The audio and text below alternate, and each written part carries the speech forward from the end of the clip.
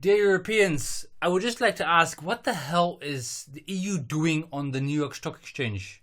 Because Ursula von der Leyen, the president of the European Commission, the president of the EU, basically, is right now in New York, on the New York Stock Exchange, on Wall Street, apparently talking about the European economy.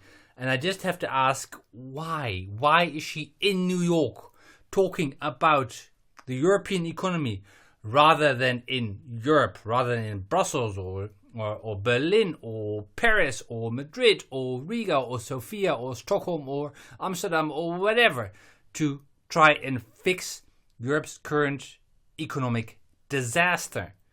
I mean, let's have a look at this. Daar is gezet alsof de EU dus op de New York Stock Exchange aan het wapperen is. En daar is gezet alsof de EU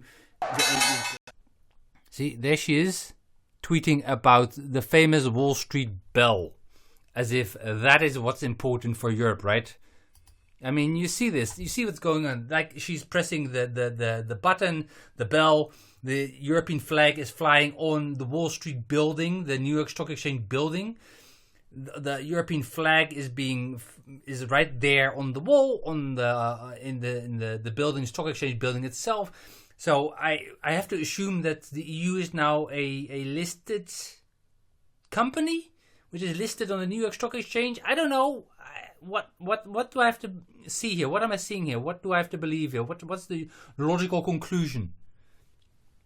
Because what is the European flag doing in Wall Street?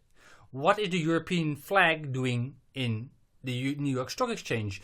What is the president of the EU Commission doing in New York in the Stock Exchange?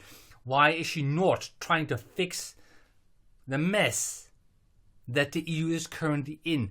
Because the EU is currently in a gigantic financial and economic mess. It's a disaster area right now. We know this. I mean, inflation is terrible right now. Prices have shot up in Europe on pretty much everything. Food, gas, water, all the basic necessities. The price has gone up. The actually purchasing power of the euro has plummeted, has gone down quite dramatically. It's like, it's not good. And we see that like the American economy is doing fine, better than ever, right? The Chinese economy, is going up and down, but they're basically doing their thing. They'll survive. The Russian economy is doing fantastic. Of course, also because of the huge capital input and investments, government investments due to the war in Ukraine. But they're doing fine. They're becoming more independent, self-sufficient all the time. And in Latin America and in African economies, we also see that they're doing better and better and better. They're basically just building up slowly, and they're becoming more and more independent of the European sphere of influence and European economic control. So basically, the entire world is actually not that badly right now, except for Europe, where the economy is tanking, it's crashing. And we see this, and I'm not the only one who said this. Even Mario Draghi, who is a former Italian prime minister and also a former head of the European Central Bank, and basically the architect of Europe's neoliberal economic order, he himself came out with a really thick report just now in which he states that if the EU keeps failing to protect the wealth of Europe and the welfare of Europeans, and if they keep failing to invest and keep failing to protect the European economy, then the EU is running the risk of losing its reason for existence, its reason to be, its raison d'être. It's losing its point. That is the risk that the EU is running right now. And so the EU is actually dying right now. And this is what Mario Draghi, confirmed European federalist, confirmed pro-EU politician, has said. And of course, his solution for this is more Europe, more EU, more bureaucracy. Also, his solution is that we, as Europe, in his own words, Draghi, he says EU needs 800 billion a year spending boost to avert an agonizing decline. Report by Mario Draghi calls for additional investment to regain growth and prevent social unrest. And we've seen that social unrest is like huge in Europe right now because citizens can see that shit isn't working. The EU should fear for its self-preservation as it faces a slow and agonizing decline, according to a hard-hitting report by the former Italian Prime Minister Mario Draghi that calls for an 800 billion a year spending boost to end years of stagnation. So we see that this man, who is basically the architect, one of the architects at least of the European economy, whose name is actually on the euro bills, is now saying that we need to invest billions upon billions, 800 billion a year, just to be able to save the EU.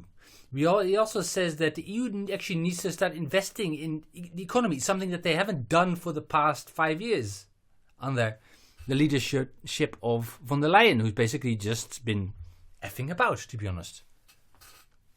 He also says that to do this, to save the EU, all the companies need to basically merge into bigger European companies, and all the European national debts need to be transferred to the EU and basically piled on the European national debt, which is already like 1 trillion euros.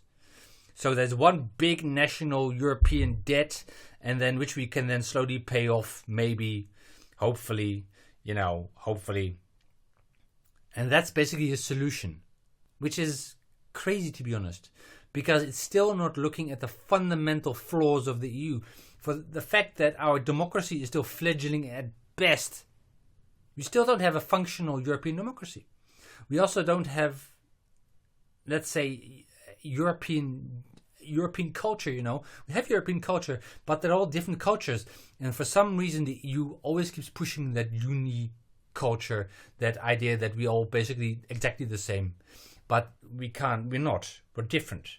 And that's a good thing. And this is insane because we have here these two people, Mario Draghi and Ursula von der Leyen, who for the past 5 years have been running the EU into the ground. And now they're saying that, it's not working, So give us more power so we can fix this, can fix the problems that we ourselves have caused over the past 5 years. This is crazy. And this is why the EU is currently dying. Because its leadership, its unelected leadership, doesn't know what they're doing. They're incompetent. Let's be honest about this. They're incompetent.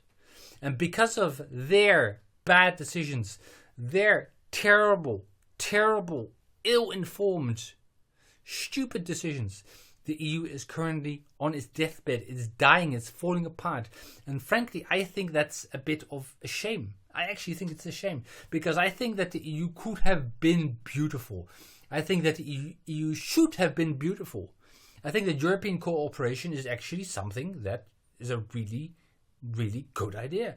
I mean, cooperation, working together, building new things together. No more war between European states. No more war between Germans and French and English and Swedes and Dutch and Spanish and Italians and whatnot.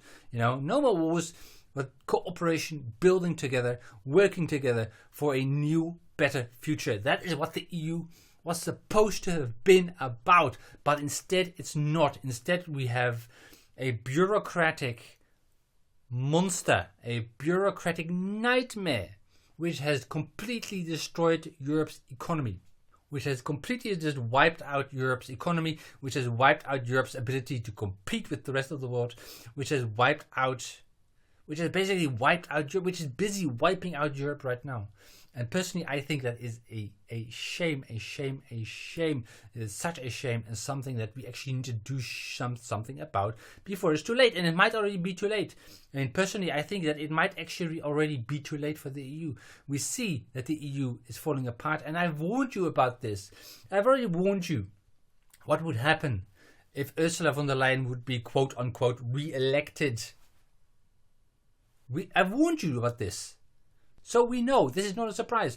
But this is what's going on right now. This is what's happening right now. The EU is falling apart. It is dying thanks to people like von der Leyen specifically and her technocratic elitist friends like Mario Draghi, who are just mismanaging Europe right into the gutter. So that instead of the utopia we could have had, we now have a nightmare. And personally, I think that is such a shame. Such a terrible, terrible shame.